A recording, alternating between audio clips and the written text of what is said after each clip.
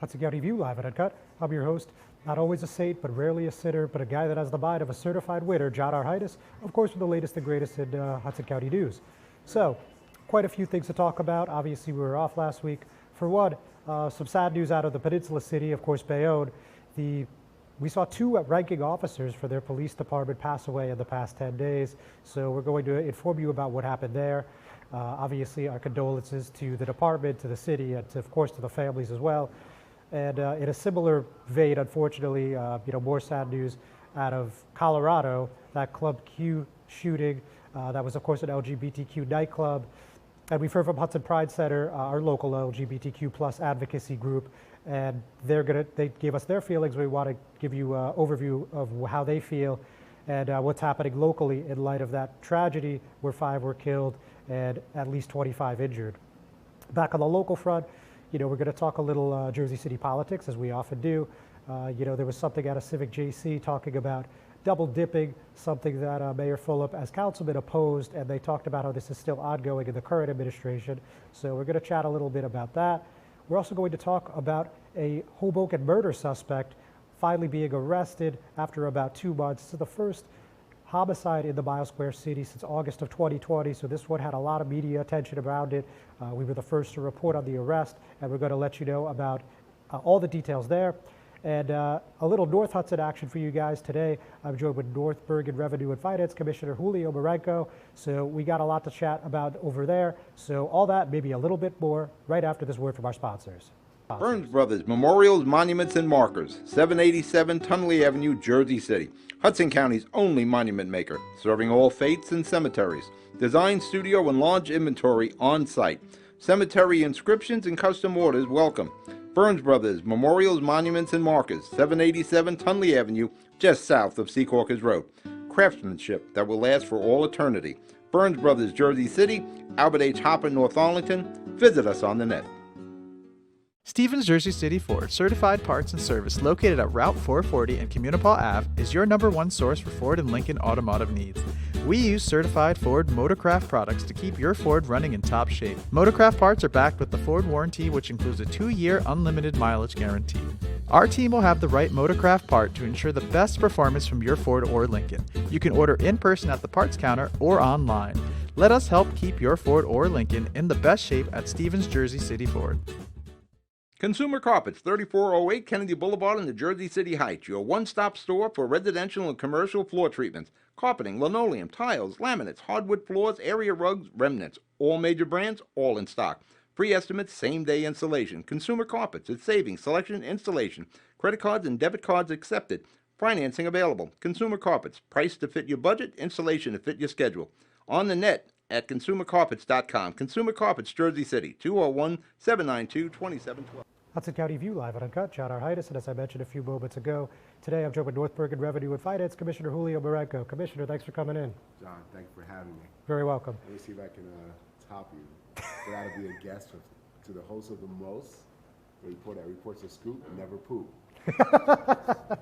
I mean, that's pretty good off the cuff. I mean, I give that a solid 6 out of 10. I'll take it. So, okay, quite a few things here. So first of all, let's talk the nitty-gritty politics. So there's a lot of chatter. There's been several reports that you're going to be the next man up in the new legislative district of the 32nd. So tell me what's happening there and what you may be doing during the next election cycle. Right now, concentrating, of course, finishing my term as Commissioner, Revenue and Finance Commissioner on Mayor Sacco's current administration. I'm honored to be on the short list. I've heard the same thing.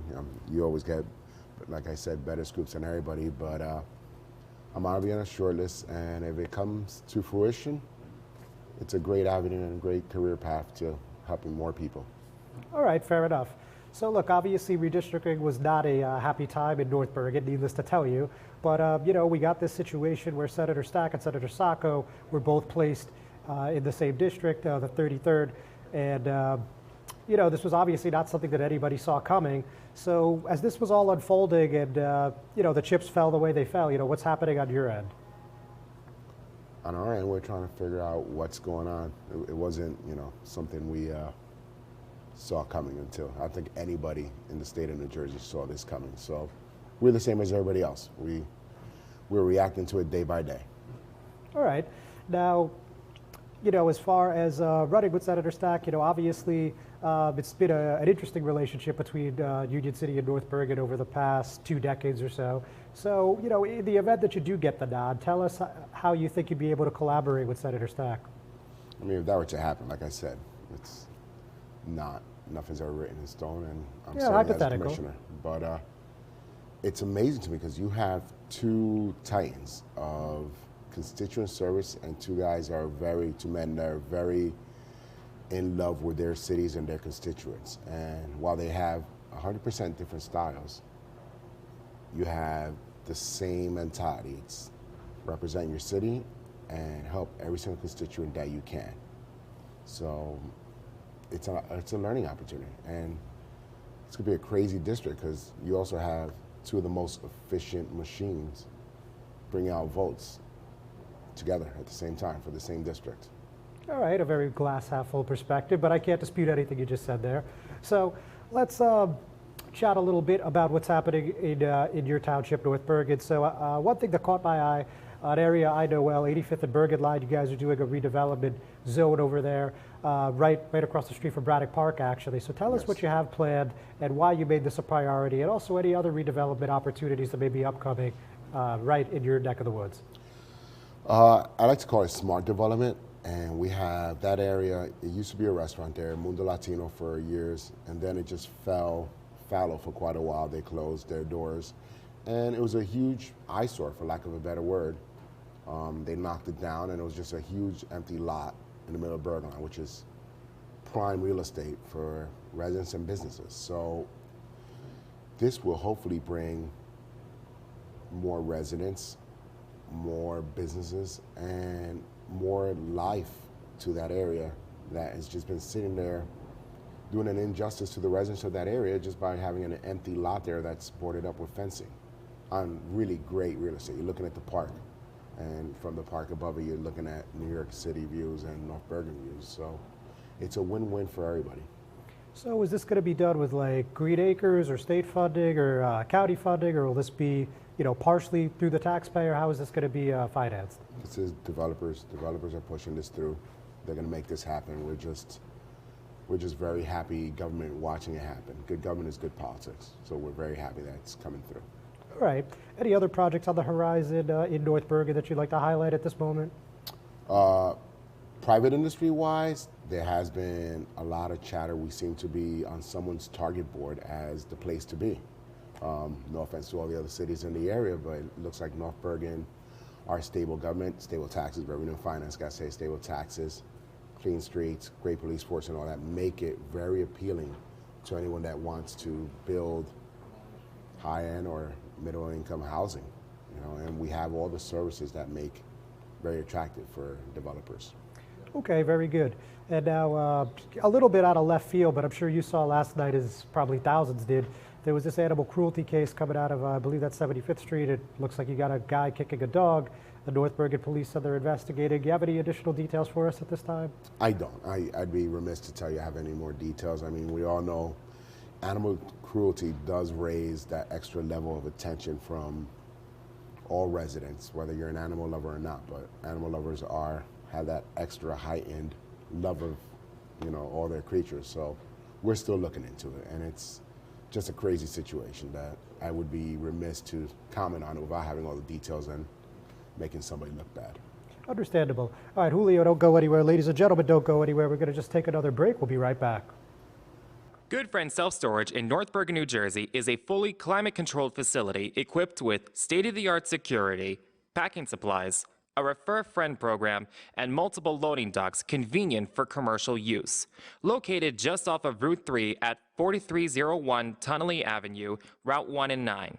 Call 201-867-2444 or visit us on the web today. Good Friend Self-Storage. Let us be your good friend. Hi, I'm Joyce Waterman, your Jersey City Council President. Do you know there is a misconception about the Jersey City tax bill? As the Council President, I want it clear I'm only responsible for the city's budget. I have no authority over the Jersey City public school budget, none whatsoever. The last couple of years, the taxes went up due to the increase in the Jersey City Board of Ed budget. It has nothing to do with Jersey City. We need to come together and begin to make the Board of Ed accountable. Not only are our taxes unnecessarily high because of the increase in the school budget, but the United States Department of Education has determined that the state of New Jersey underfunded our district. Yes, we are underfunded. We, as residents, need to come together and raise our voice and ask the Board of Ed to be accountable and also ask the state to be accountable. I'm Joyce Waterman, and now you know. Paid for by Jersey City. Make it better. Panapinto Properties, Jersey City, shaping the workplace with state-of-the-art office spaces and addresses your company desires. Building residences that define your home environment, adjacent to all modes of transportation with on-site parking available. The right address, the right lease. Call 201-521-9000 or visit online at panapintodevelopment.com. Panapinto Properties, building Jersey City for everyone. Hudson County View live at Uncut. John Heinis, and I'm still here with North Bergen Revenue and Finance Commissioner Julio Marenco. So Julio, we hear about this probably once or twice a year, and it's the topic that I have in mind here is this preschool that's at Braddock Park in the trailers, and it's been there for about a decade, I believe. And occasionally you hear from a couple advocates, a couple residents that are saying that, it's time to move to a new location. This has exceeded the time length that was initially granted by the state. So what's happening there, and what do you think about the possibility of a new location, if that's at all feasible? Our standard line is we're trying, but our factual line is those few people, very few people, I'm talking like less than one hand, that are always complaining about this, ironically, I've never even had kids in the system that have gone to that. We've had parents advocate that have had their kids in there, and when they see these schools, it's amazing. You have a school in the middle of a park, and all the environmentally friendly people love it because you have kids learning about the environment while they're going there, and these modern school commodes that give everybody a great learning environment. And in the meantime, the district has always been going forward looking for a place to replace it if we can, but our priority is always the everyday safety and education of the kids. And then we will find a place, but we're not gonna dislodge kids just for the sake of 3 or 4 people who have an axe to grind, but they're grinding this axe without all the details of who it would affect. They just want a perfect world for what they think is a perfect world, not a perfect world for everybody. So you say all the people it might impact. How many people, we were talking students, teachers, other staff, how many people do you think this would encompass here? But students is our main concern. All the kids that go there, and more importantly, all the parents that go there. It's not just the parents that are there now, it's the parents that have had their kids go there before and are like, hey, this has been some of the best educational time for our kids. They learn there. And the teachers, of course, are teaching in a great environment. So it's pretty much everybody affected by it, but our most number one, 1A priority is the kids there. Makes sense. Yeah. Okay, and finally on this topic, so the state, the DEP, or anyone else affiliated with the state haven't given you any sort of guidance, recommendations, orders, nothing of that sort? It's a back and forth conversation we have with them all the time. Sometimes guidance, sometimes not guidance, and we just look for the most effective way forward through our conversations with them. It's a constant, slow conversation. All right, got it. Now, actually, about 2 months ago when I was at a Board of Commissioners meeting, it looked like there was another unrelated issue with the DEP where they were talking about who could come in and out of one of your parks. The particulars are escaping me at the moment, but maybe you could clue me and the viewers in. First off, you haven't been to enough of our commission meetings, Mr. Heinis. I know you'll visit other towns more often. I don't know if we miss you or not, but we'll take it. Fair enough. We have other parks that I don't know if you've seen the town, first off, is we've repaired more parks in the last 4 years of this administration than ever before. We repaired a park down on 10th Street. We put a new park on 13th Street. So our Parks and Revenue Commissioner, Mr. Julio Cabrera, has done a great job upgrading all our parks. And we have this one, it's, for lack of a better word, it's a small pocket park that we think that would benefit the residents of that area to have it fixed and all that. But unfortunately, or fortunately, depending on your side of the coin, there's regulations that require us to do certain things, certain sizes. It's almost like an IKEA manual of how to get it through. So we're working with them to make sure that our final goal is having a better park for the residents of that area are met while not running afoul of any DEP rules or regulations. And if you've ever seen a regulation book for anything in this state or in this country, it's always huge and anything can trip you up. Got it. Now, let's go back to the politics end. So let's talk 2025 for a moment. So 2025, yes. That's So, 25 lifetimes away. it's a few, yes.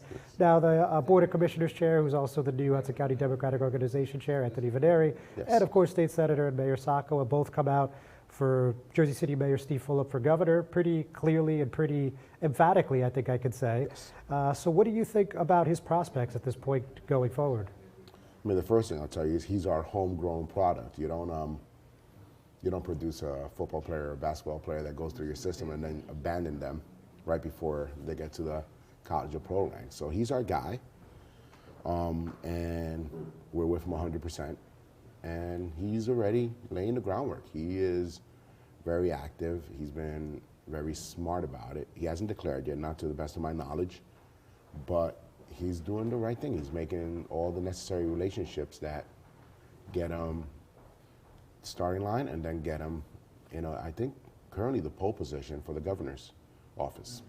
Okay. Now, less than 25 lifetimes away, May 23. If you do decide to run with the Board of Commissioners, I think it's safe to say Larry Weinstein will run a ticket again. Your feelings on that prospect? How many times he's run now? I think 25 times he's run against us. He's twice officially on the ballot. We're 25-0 against him or something like that. 2 times on the ballot. 1 time he sponsored a ticket. And, as we always tell people, but it falls on deaf ears sometimes, doesn't live in town. He's a Franklin Lakes resident who wants to be in North Bergen. B, he shows up 1 out of every 4 years. And C, we have a record that, and I hope you don't mind non-humble brag for a bit, that would ask everybody would have to ask themselves, why is this guy even running? I mean, like I said, Parks Commissioner has created over 3 parks, great brand new facilities. Our police commissioner has brought on, we now have 140 police officers in town. Our roads commissioner, it's amazing. Remember, we're the best show on asphalt when it comes to roads. The snow's gone right away, and our roads are now paved everywhere now. If you ran through, I know you're on Tunnelly today, you said, Kennedy Boulevard, beautiful new roads. You would have gotten here probably faster. And finance, of course, stable taxes. And the mayor, as you know, is a 24/7 presence in this city that he loves. So I don't see, and by the way, we just got this brand new facility down on 13th Street that's only 1 of 3 in the country that has a recreation center and a library center. So education and recreation for the kids of that side of the city. So I don't see any slight daylight to where Mr. Weinstein even has a platform. Julio, thank you very much. It was a pleasure to have you.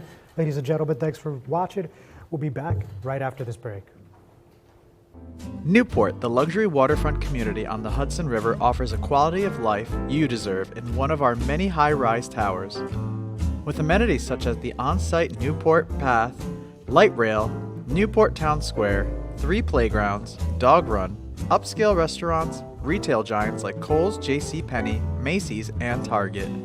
Morton Williams and Acme Supermarket are just outside your front door.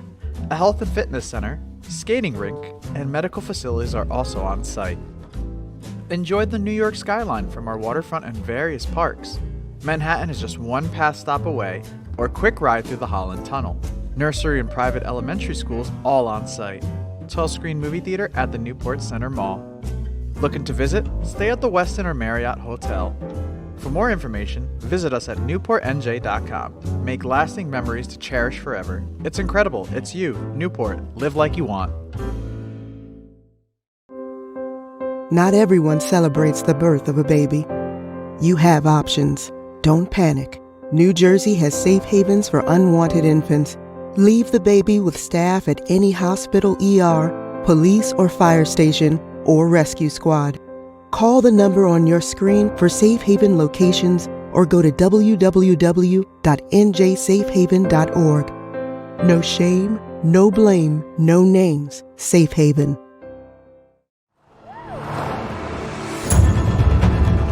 This thing rips! Oh, it is so quick. There's a lot of punch packed into this Bronco Sport. It's got a ton of horsepower. I love it. All right, now we're getting hairy. Now we're getting the fun stuff. Yeah. I like how we can get over or around almost anything. Yeah, I dig your ride. I super dig it. It's gonna be a good day. Growing up can be tough on kids. So much is going on in the world that can cause depression or anxiety. Unusual behavior for more than 6 months could mean they need help. Don't wait. For real-time mental health support and counseling, call New Jersey's Children's System of Care. CSOC offers free mental health supports, substance use treatment, and services for intellectual or developmental disabilities for all kids up to age 21. Call now, 1-877-652-7624. Introducing the all-new Ford Maverick. A truck for people who do stuff. And people who make stuff. People like Gabrielle Union. I make this look good, don't I?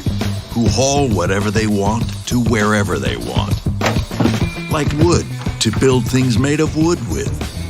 And friends to get weird with. It's for long trips that the standard hybrid engine with a targeted EPA estimated city fuel economy rating of 40 miles per gallon helps with. That an 8-inch touchscreen connects with. And any trip that this interior makes more comfortable. But we'll let Gabrielle tell you all about it. Or I could just tell them it's a Ford truck that starts at less than $20,000 MSRP. Yep, that works too. The all-new Ford Maverick, built to defy expectations.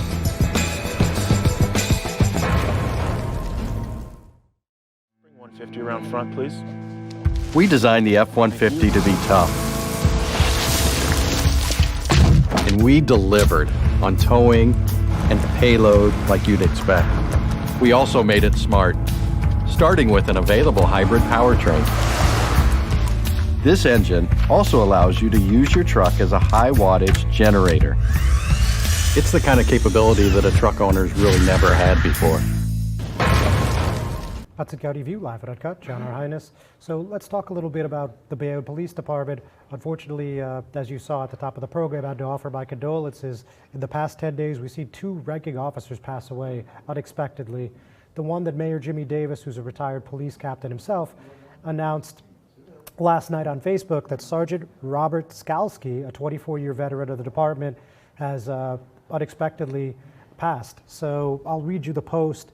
And he said, "Sadly, I must announce the passing of Bayonne Police Sergeant Robert Skalski. Robert died unexpectedly at his home this morning. Sergeant Skalski served Bayonne for over 24 years and was well known throughout our city. On behalf of our entire community, I want to express our deepest condolences to wife Carol, daughters Rebecca and Victoria, and his brother Raymond, who is a retired sergeant for the Bayonne Police Department. Rest in peace, Robert." No additional information was available at this time.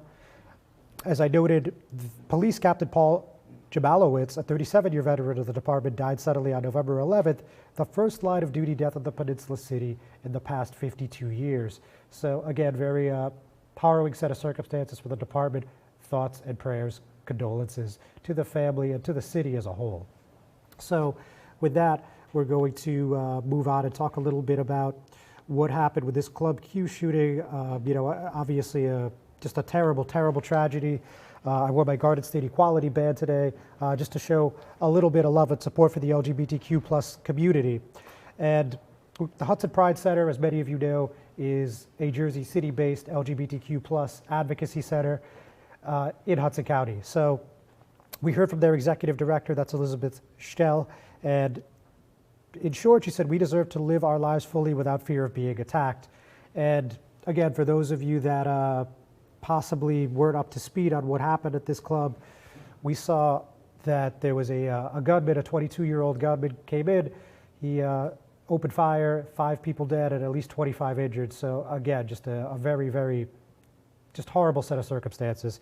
So going back to Liz Stell, she said, like everyone, we at Hudson Pride Center are devastated to learn about the horrific attack that has taken place at Club Q.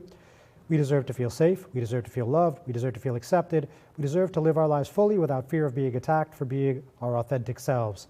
Hudson Pride stands with and mourns together with our LGBTQ+ community and all those affected by this tragedy.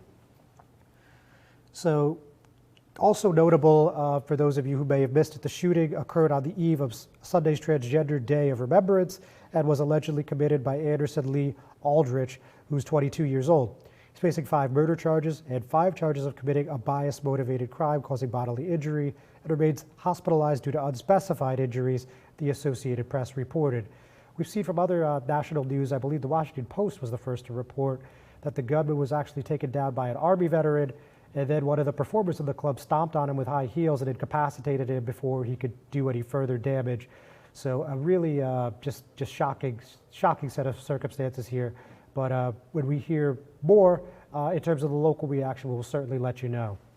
So completely switching gears, we're going to talk a little bit now about this guilty plea that came down in front of the U.S. Attorney's Office. So this is a guy, Tony Teixeira, who's a former New Jersey Senate staffer that admitted to working with Sean Cattle to defraud campaigns and political action committees. Of course, most of us know them as PACs, out of $107,800. So Tony Teixeira, 43, of Elizabeth, pleaded guilty to an information charging him with 1 count of conspiracy to commit wire fraud and 1 count of tax evasion.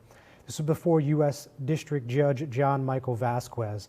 So the court documents allege that from 2014 to 2018, Teixeira conspired with Cattle, who, as I'm sure all of you watching know, pleaded guilty to hiring 2 hitmen for hire to kill Politico Michael Galdieri back in 2014. And Cattle's political consulting firms defrauded various campaigns, PACs, and 501c4 organizations, and then Teixeira failed to report the solicit income on tax forms that he filed with the IRS during those same years. And Teixeira served as the chief of staff to State Senator Ray Lesniak between January 2013 and January 2018, according to his LinkedIn page. And after that, he served as the chief of staff to Nick Scuteri, who is, of course, now the Senate president. But there's no indication in these court filings that this had anything to do with Scuteri. So federal prosecutors contend that the duo, and of course the duo is Teixeira and Cattle, were fraudulently padding the invoices because they agreed to split the difference between Cattle's actual campaign expenditures and the overage charged to the organizations. Additionally, it is further alleged Cattle paid a portion of Teixeira's share to him in cash and funneled the remainder to Teixeira via checks made out to his relatives in order to conceal that campaign money was being kicked back to Teixeira. And, as I just mentioned, this was not reported to the IRS. So both charges are punishable by a fine of $250,000 or twice the gross gain or loss from the scheme, whichever is greatest. And Teixeira's sentencing is scheduled for March 27, 2023. Also of note, Cattle sentencing has been postponed 3 times and is now on the court docket for March 22, 2023. His counsel has come out and said that he is cooperating with the federal authorities, so we're going to see if that brings anything else here. We're going to take one more break. We'll be right back. Brothers Memorials, Monuments, and Markers, 787 Tunley Avenue, Jersey City. Hudson County's only monument maker, serving all faiths and cemeteries. Design, studio, and large inventory on site. Cemetery inscriptions and custom orders welcome. Burns Brothers Memorials, Monuments, and Markers, 787 Tunley Avenue, just south of Secaucus Road. Craftsmanship that will last for all eternity. Burns Brothers, Jersey City, Albert H. Hopper, North Arlington. Visit us on the net. Stevens Jersey City Ford, certified parts and service located at Route 440 and Communipaw Ave, is your #1 source for Ford and Lincoln automotive needs. We use certified Ford Motorcraft products to keep your Ford running in top shape. Motorcraft parts are backed with the Ford warranty, which includes a 2-year unlimited mileage guarantee. Our team will have the right Motorcraft part to ensure the best performance from your Ford or Lincoln. You can order in person at the parts counter or online. Let us help keep your Ford or Lincoln in the best shape at Stevens Jersey City Ford. Consumer Carpets, 3408 Kennedy Boulevard in the Jersey City Heights, your one-stop store for residential and commercial floor treatments, carpeting, linoleum, tiles, laminates, hardwood floors, area rugs, remnants, all major brands, all in stock. Free estimates, same-day installation. Consumer Carpets, it's savings, selection, installation. Credit cards and debit cards accepted. Financing available. Consumer Carpets, price to fit your budget, installation to fit your schedule. On the net at consumercarpets.com. Consumer Carpets, Jersey City, 201-792-2712. Hudson County View, live and uncut, John R. Heinis. So as I mentioned at the top of the program, there was an arrest in a September 25th murder in the Mile Square City, so we're going to tell you what happened there. So Dion Williams, who's 25 years old, of Jersey City, was arrested by the Hudson County Prosecutor's Office Homicide Unit and the U.S. Marshals Service of New York and New Jersey Regional Fugitive Task Force in connection to the fatal shooting of Christopher Garcia. He was just 28 years old. That was September 25th on Marshall Drive in Hoboken. So Williams is charged with murder, unlawful possession of a weapon, and possession of a weapon for an unlawful purpose. So if you don't recall what happened here, on Sunday, September 25th at approximately 3:25 a.m., the Hoboken PD responded to a 911 call about a shooting in the area of 560 Marshall Drive. Upon arrival, responding officers located a man identified as Garcia with a gunshot wound to the torso. He was transported to the Jersey City Medical Center by EMS and pronounced dead the same day at 3:56 a.m. Now, the day after the incident, Hoboken 4th Ward Councilman Ruben Ramos indicated that a fatal shooting occurred after a heated argument escalated, and a GoFundMe page for Garcia, which has raised $13,864 to date, that was of course a few days ago when this story was published, said that Garcia was killed after trying to break up a fight that didn't originate with him. Now, we also saw yesterday that a woman that was in the same Elizabeth Hotel as Williams was charged with hindering a police investigation for giving false information to law enforcement. So this is certainly a situation that's being followed with great interest in the Mile Square City and beyond. Again, this is not a city where murders are very typical. Again, just the second one since August 2020. So we're going to be monitoring this one closely. So this is actually national news, but the local twist being that U.S. Senators Cory Booker and Bob Menendez are the ones calling on the Federal Trade Commission to investigate Twitter for the quote-unquote willful disregard for the safety and security of its users. So they wrote a letter to the chair of the FTC, that's Lena Khan, and they specifically said, we write regarding Twitter's serious, willful disregard for the safety and security of its users, and encourage the FTC to investigate any breach of Twitter's consent decree or other violations of our consumer protection laws. In recent weeks, Twitter's new chief executive officer, Elon Musk, has taken alarming steps that have undermined the integrity and safety of the platform. And, it goes on, but I think you get the picture there. And Elon Musk actually that day tweeted this really interesting image. It's two rhinoceroses having sex, and then it says over the top in a caption, FTX losing over $1 billion of client funds. Then there's a guy taking pictures in the foreground of the same photo. It says senators calling for the FTC to investigate Twitter. Obviously, the point being that he thinks senators should have bigger fish to fry at this moment. Also, that same day, he announced a new freedom of speech policy on Twitter, and he said negative/hate tweets will be max deboosted and demonetized, so no ads or other revenue to Twitter. You won't find the tweet unless you specifically seek it out, which is no different from the rest of the internet. That was, of course, Musk on Twitter. Whether or not any of these calls for the FTC to get to work are going to result in anything remains to be seen, but we're going to closely monitor this situation. Finally, I'm going to just briefly mention Civic JC, of course, founded by Esther Winter, and she's still the president. She's run for council a few times and has been a longtime critic of Mayor Fulop. And she did a lot of research here. She did a number of open public records requests, looking at everyone in the Fulop administration, or at least maybe not everyone, but a number of people in the Fulop administration that also have county jobs. On the list was Ward 8 Councilwoman Denise Ridley, Business Administrator John Metro, Fulop's Chief of Staff John Manila, and you also had some people that were aides on the council. Now, the city came back and said The mayor still believes that working for the city should be the primary job for everyone employed there, but that isn't always possible, and the mayor does not control that legally. The courts ruled that a city could restrict people from having different sources of income as long as it's legal and disclosed under the current Faulkner Act system of government. With that, ladies and gentlemen, we're going to let you go for today. Thanks for tuning in. We'll see you next week.